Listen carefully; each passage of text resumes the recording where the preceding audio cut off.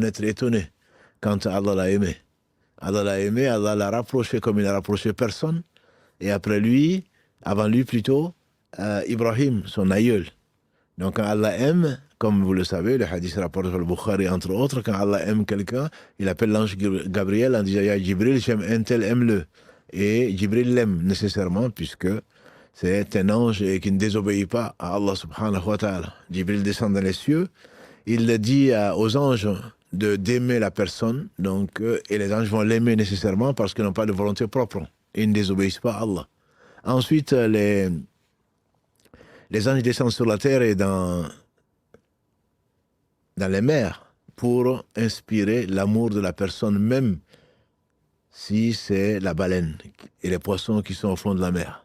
Donc, comment est-ce que fréquenter Muhammad sallallahu alayhi wa sallam peut conduire à autre chose que de l'aimer, même de ses ennemis, comme peut-être on le verra, Inch'Allah. Donc, le fréquenter, c'est l'aimer, certainement, c'est apprendre de lui, il était la prunelle des yeux de les compagnons, à commencer par Abu Bakr Siddiq, radiallahu ta'ala. Allah aime les gens qui aiment les gens qu'il aime, subhanahu wa ta'ala, puisque lui qui n'a besoin de rien, quand il aime, c'est vraiment à raison, par sa miséricorde, certes, mais il l'a également pétri de meilleurs comportements, sallallahu alayhi wa sallam.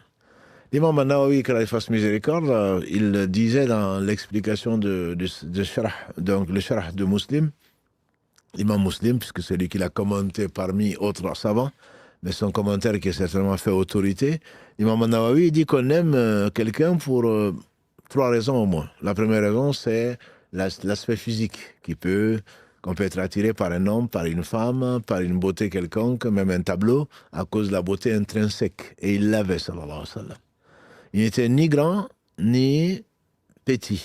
Dans la description de nombreux hadiths, et notamment ainsi était Muhammad, le messager d'Allah, sallallahu alayhi wa sallam, et donc écrit par l'imam At-Tirmidhi,